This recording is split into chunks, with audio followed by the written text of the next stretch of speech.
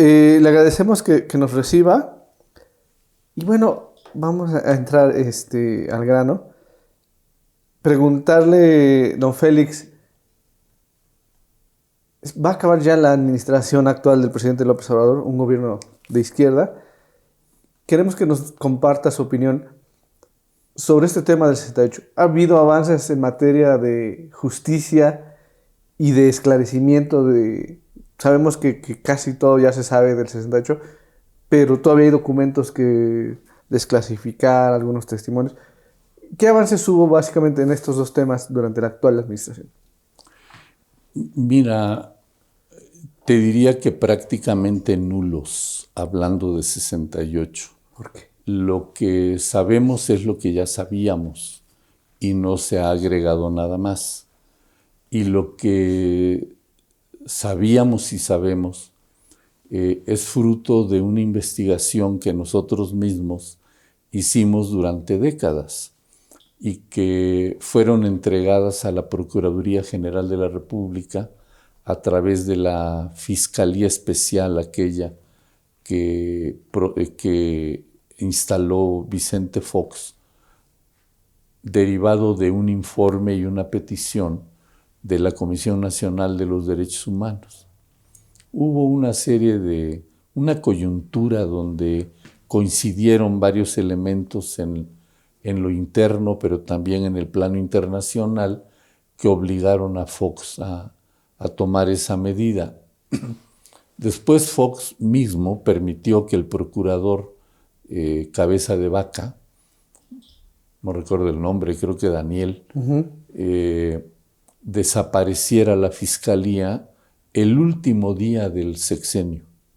El día 30 de noviembre. ¿Eso qué fue para ustedes? Eso fue un golpe para todo mundo. Yo lo interpreto como un acto de cobardía de mismo Fox, que y porque él permitió que ocurriera el acuerdo de despacho del procurador desapareciendo la fiscalía.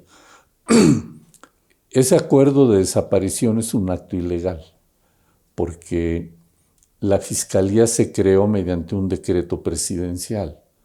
Entonces, en términos jerárquicos, este es el decreto y estos son los acuerdos de despacho.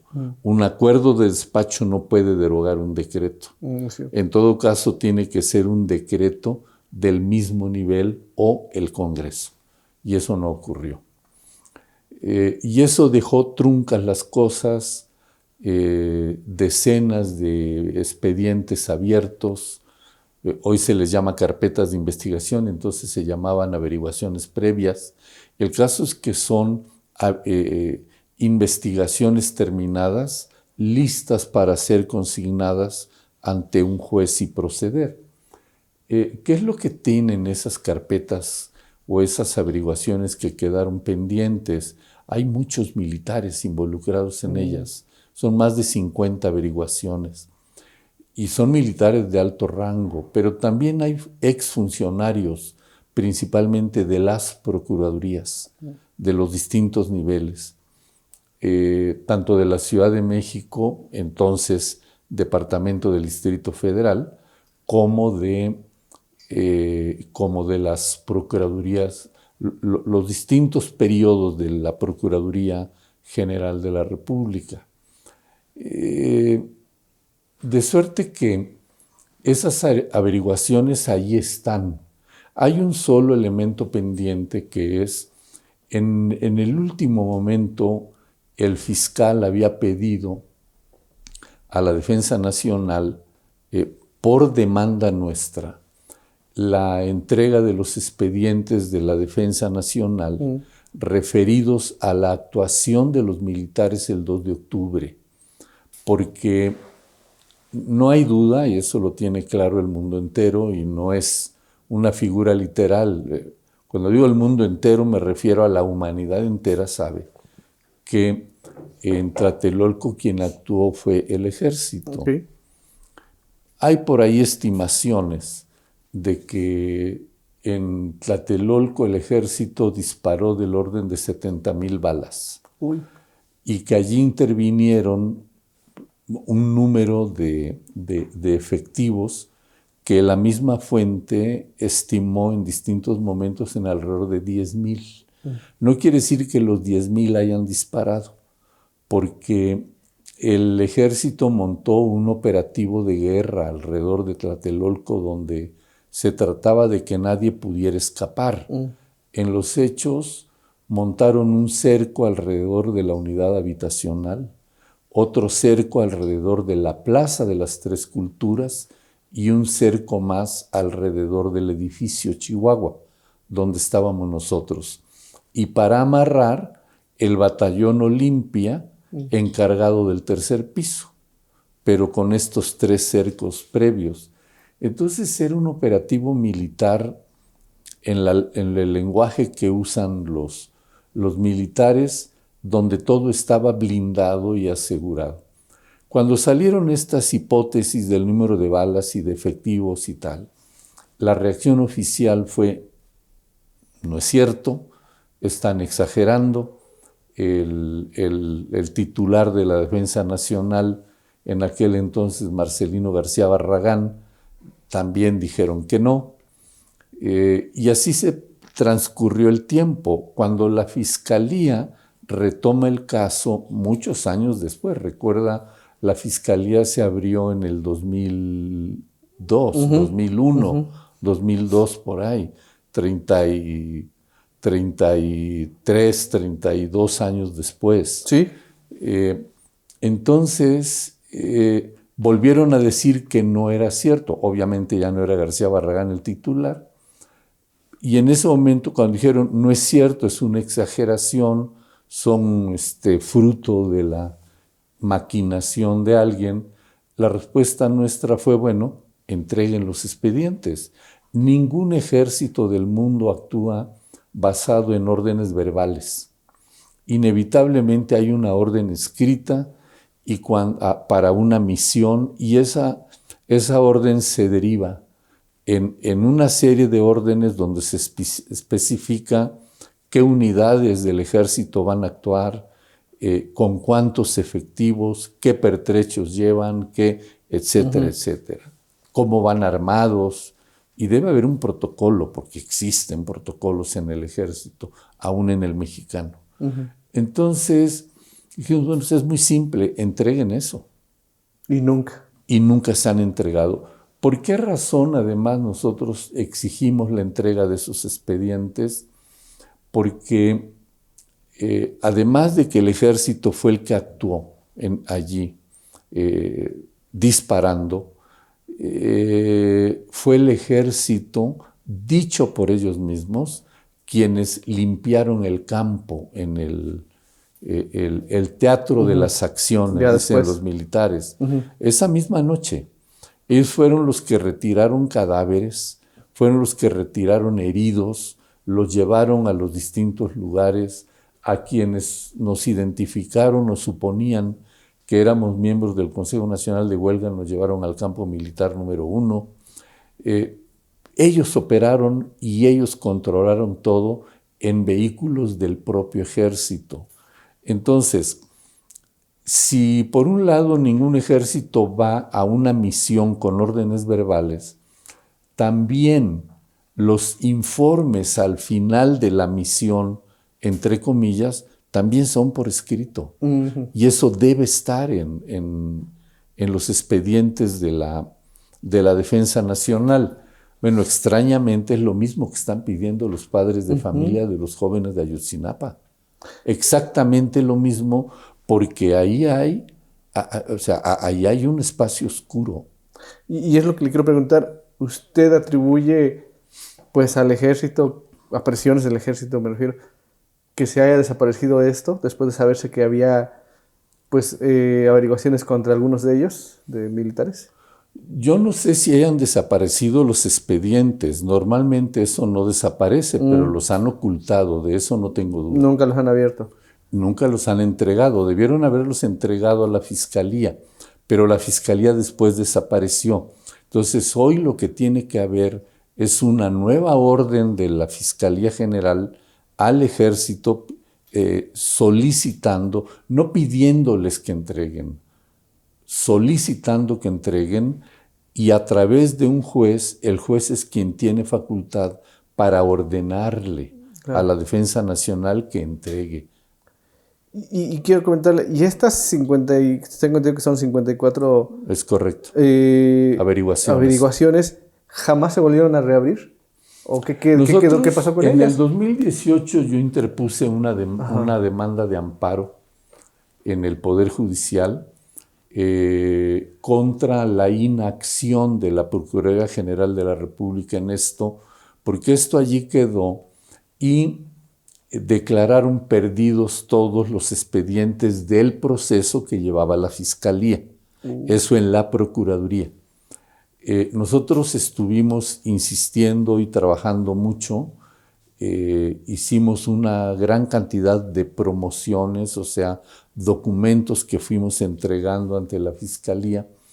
Esto ya en el gobierno de Calderón, y reaparecieron los expedientes. Resultó que había habido movimientos en las subprocuradurías, varias reestructuras dentro de la Procuraduría General, y pasaron de una subprocuraduría a otra los casos de la Fiscalía Especial. Finalmente aparecieron en una unidad de la Procuraduría que se llama Dirección General de Investigaciones Especiales. Ahí estaban. Y hubo una serie de nuevas diligencias, y es claro que ahí estaban los expedientes de la Fiscalía.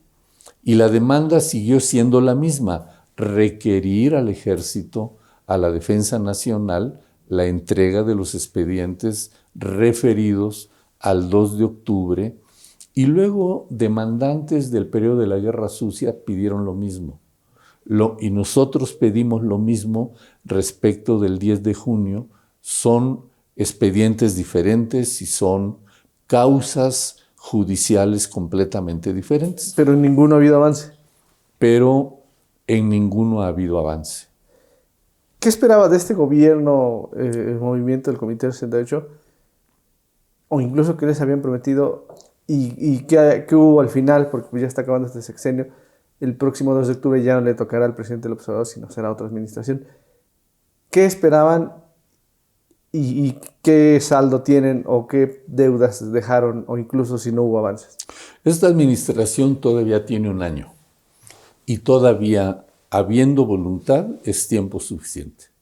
De suerte que yo espero que rectifiquen, porque una gran parte del voto de 2018 es no tan solo por la esperanza de cambio en la mentalidad de los mexicanos, sino por la demanda de cambio también. Y uno de los temas sentidos es la justicia, porque, como bien dice el presidente, uno de los grandes problemas que tenemos en México es la corrupción. Y la corrupción se produce y se sigue reproduciendo porque hay impunidad. Entonces, 68 es un caso que está claro, donde hay información suficiente para proceder, para procesar a los responsables, y representa un caso insólito de impunidad, inadmisible de impunidad, por la naturaleza del delito cometido. Es un crimen de Estado, se tipifica como un crimen contra la humanidad. En este caso, nosotros escribimos un libro que se llama Los criterios del Comité 68, explicando de por qué demandamos por genocidio. Y este es un asunto donde todavía este gobierno tiene tiempo para actuar. La responsabilidad del crimen de 68 no involucra solamente al Ejecutivo. La demanda original estuvo dirigida en contra de Díaz Ordaz, de Echeverría, del procurador de la época de Díaz Ordaz, pero también de los de Echeverría. ¿Por qué? Porque en la medida en que son omisos, se hacen corresponsables. Es el dicho aquel de que tanto peca el que mata la vaca como el que le tiene la pata. Claro. Y aquellos son los que mataron la vaca, los de 68, 71 y la Guerra Sucia, pero los siguientes le han seguido deteniendo la patita. Entonces, así está la demanda, pero hay tiempo. Al momento no se volvieron a activar esas averiguaciones previas. Esas no, Carpetas que bueno, les llaman, ¿no? ha habido actuaciones del Ministerio Público, Ujú. pero más bien encaminadas a tratar de demostrar que están haciendo algo, sin decir qué, ¿De este gobierno o de otros? de este gobierno y Ajá. de los otros. Claro. En materia de el esclarecimiento, se formó una comisión. ¿Sirvió esta comisión para conocer más? Eh, También hay preocupación porque algunos archivos fueron sustraídos, ¿no? No lo sé, y nosotros deliberadamente no nos hemos querido meter en ese asunto para no tomar responsabilidades que no nos corresponden. Nosotros demandamos que los archivos, los de la Defensa Nacional, sean entregados ante un juez, no al Archivo General de la Nación. Cuando van al Archivo de la General de la Nación tienen un fin y cuando van a la mesa de un juez tienen otro. Lo del Archivo General puede servir para investigadores, para periodistas, etc. Nosotros lo que queremos es que sirva para un proceso de justicia. Claro. Y ese es un asunto que se puede concatenar, pero es diferente y tiene responsables también diferentes. En este caso, es la autoridad la responsable de garantizar que eso camine. Y eso, repito, es lo mismo que están pidiendo los papás de Ayotzinapa, por las mismas razones. Eso quiere decir que las cosas continúan igual. Aunque sea otro gobierno. Aunque sea otro gobierno, yo decía, la gente votó en 18 por ese cambio. El 2 de octubre de 2018, unos días antes de tomar posesión el presidente electo, Andrés Manuel López Obrador, acudió a un acto de conmemoración en la Plaza de las Tres Culturas y ofreció que 68 no quedaría impune. Eso generó expectativas, generó esperanzas, pero eso no se ha cumplido. Hoy, bueno, meses atrás, se formó la comisión especial para investigar y para conocer la verdad. Mi posición es que la verdad es conocida. En el caso de 68 no hay duda de quiénes fueron los actores y quiénes las víctimas. Está clarísimo. Lo que ha hecho falta es voluntad de justicia. Y eso involucra lo mismo al aparato de procuración de justicia, la PGR y ahora Fiscalía General de la República, lo mismo que al Poder Judicial, a los tribunales. Cuando nosotros pusimos la demanda por genocidio, en México no había gente que hubiera estudiado lo que dicen los abogados, delitos de ese tipo penal, del tipo penal del genocidio, pero está en la ley, está en el Código Penal mexicano. Entonces, la autoridad judicial y el Ministerio Público tienen obligación de conocerlo. No había experiencia, no había antecedentes, pero en la Fiscalía hicieron un gran trabajo para formar gentes.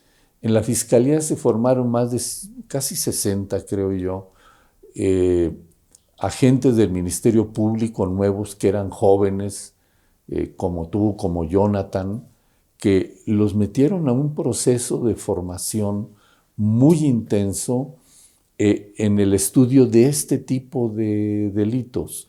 Cuando desaparecieron la Fiscalía, dispersaron a esa gente. Bueno, hoy son delitos que se siguen cometiendo y que se necesita de ese tipo de gente. Entonces, la investigación de esas cosas, de nueva cuenta, no es lo mismo investigarlas con un propósito académico de un historiador que investigarlo con el propósito y el enfoque de un agente del Ministerio Público. Son cosas, pueden apoyarse, pero son cosas diferentes. y la investigación judicial encaminado al castigo de un delito la tiene que hacer un agente del Ministerio Público o un equipo de ellos. Entonces, eso no ha ocurrido a pesar del compromiso del 2 de octubre de 2018. Yo estimo, en el caso de Ayotzinapa, por ejemplo, el presidente ha insistido en que él ha dado la orden de entrega de la información, y los padres de familia todavía ayer, antier y los últimos 5 o 6 días han estado insistiendo en que no es así, que no se ha entregado. El propio encargado de los asuntos estos de la Secretaría de Gobernación dice que no, a pesar de que dicen que han entregado. Pero han entregado nuevamente, lo que ya dije, han entregado mucha información al Archivo General de la Nación, que tiene el agravante de que los entregan todos tachoneados, de suerte que son inútiles, son ilegibles, son alterados. Eso no se puede entregar así ante un juez. Ahí lo pueden entregar como quieran y ya cumplieron. Te comparto lo que conviene compartir. No, acá se tiene que compartir lo que es. Claro. Es diferente otra vez. Claro. Finalmente, para concluir, entonces, las demandas prácticamente siguen siendo las mismas. Es correcto. ¿Hay una lista de quiénes son los de las 54 averiguaciones? ¿Quiénes han fallecido? La mayoría son militares o exmilitares. ¿Dónde se puede consultar? En algún momento hay otro libro que nosotros también publicamos, el Comité 68, donde dice casos pendientes.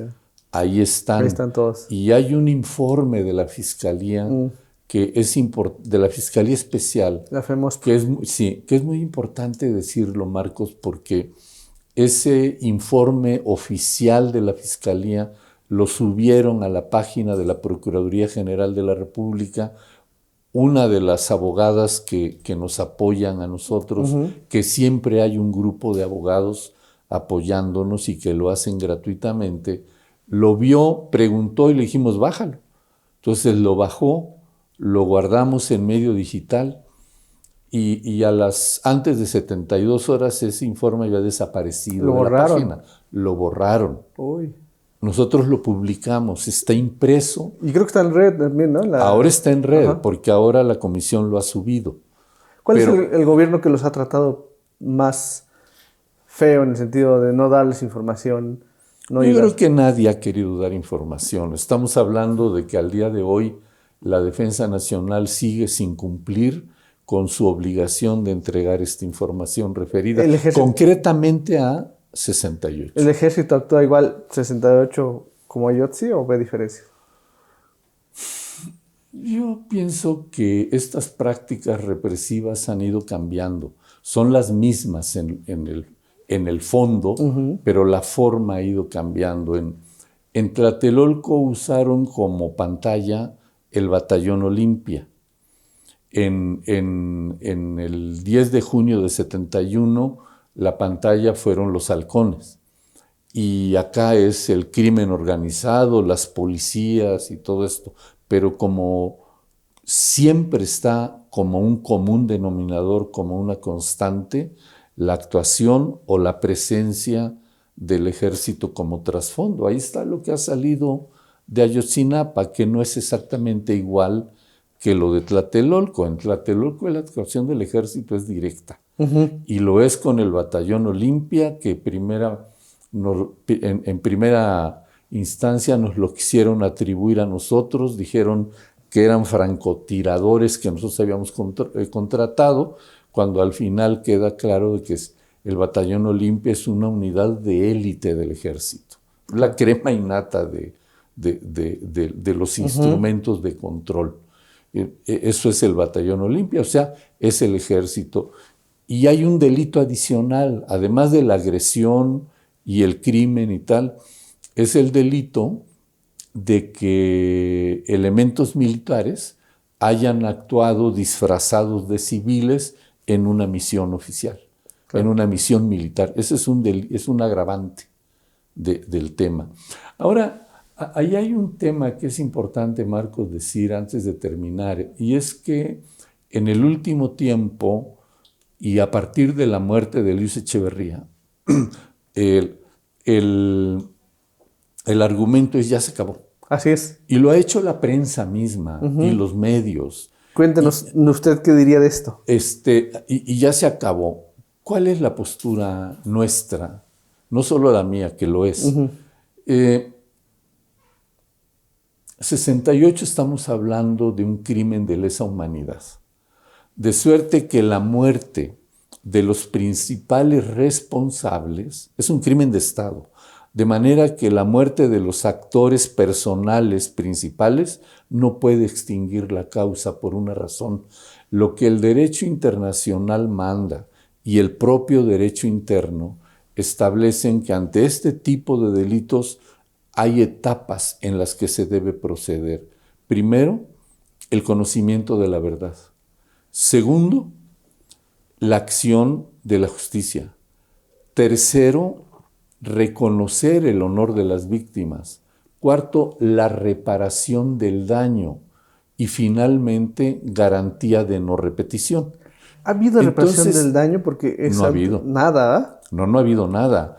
Dice uno de los abogados nuestros, dice, es que en sus alegatos ante la fiscalía y ante los jueces, él dice, la acción represiva del Estado en Tlatelolco, como en otros casos, pero en Tlatelolco particularmente, canceló proyectos de vida. Canceló proyectos de vida familiar, proyectos sociales. Y eso es así en todo el mundo, digamos, en particular en México tiene un agravante más.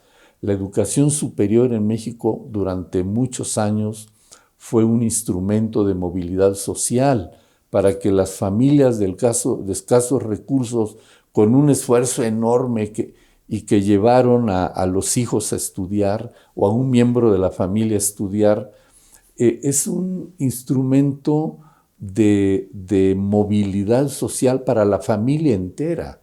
Esos proyectos se vieron cancelados, y no solo por la muerte, no solo para aquellos que murieron, también para los sobrevivientes, porque durante décadas fuimos sometidos a un proceso de persecución que incluía la negación de posibilidades de empleo. Sí. Entonces, Ayotzinapa es eso. O sea, ¿qué representa cada uno de los 43 jóvenes para cada una de sus familias? Uh-huh. Es esa posibilidad de caminar hacia una vida mejor, hacia mejores condiciones, en muchos sentidos, materialmente, de reconocimiento social, etc. Esos proyectos fueron truncados. Los de la generación de 68, igual que los de Ayotzinapa, igual todos los crímenes que están en medio. Entonces es un caso de impunidad que es como dicen esto de... O sea, hay cosas que de repente son como un tapón, que impiden que lo de atrás se mueva. 68 es eso. Es un caso muy grave que permanece impune. Y entonces, si no, está sirviendo como un muro de contención para eso. Si logramos resolver la impunidad alrededor del caso de 68, vamos a abrir el camino para que se vayan resolviendo los casos que permanecen impunes en la vida política nacional, pero en la vida nacional en general, no solo en la vida política. Y ahí, ya para concluir, ¿son los gobiernos los que no están interesados o aunque estén interesados reciben la presión del ejército? ¿Qué percibe usted? Yo creo que el ejército ha hecho siempre una presión, siempre, pero estamos hablando del Estado mexicano.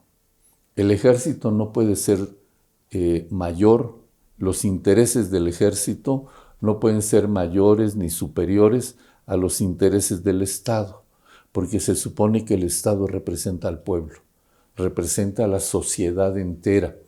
Entonces, ninguna institución, por importante que sea, por poderosa que sea, puede estar por encima de los intereses del pueblo. Y termino diciéndote una cosa, esta administración todavía tiene tiempo. ¿Cree que hay voluntad política? Un año es suficiente. Esa es otra cosa, pero tiempo hay. Muy bien. ¿Algo que quiera usted agregar? Bueno, que nosotros esperamos que se aproveche este tiempo que le queda a la actual administración, porque para los tiempos del futuro inmediato y el futuro mediato tenemos grandes tareas. Hoy hay una cantidad de temas nuevos en todos los sectores de la vida nacional en los que tenemos que dedicarnos a trabajar, aprovechando la gran experiencia política que nos dejó 68 en términos de organización política, de diálogo, de convivencia plural. Eso nos está haciendo falta ahorita y tenemos que aprovechar aquella gran experiencia. El Consejo Nacional de Huelga fue eso, una instancia de dirección política, pero también de concertación al interior, con mucho diálogo y con un espíritu muy plural, y siempre pensando en los grandes problemas del país. Y eso es lo que hoy tenemos que trabajar también para adelante, para todo lo que tenemos. Hay que rehacer. Necesitamos un nuevo modelo de educación, un nuevo modelo educativo, un nuevo modelo de salud, un nuevo modelo de servicios públicos para la gente. Necesitamos un nuevo modelo agroalimentario para el país y garantizar nuestra soberanía. Tenemos muchas tareas. Aprovechemos la experiencia de 68 para eso.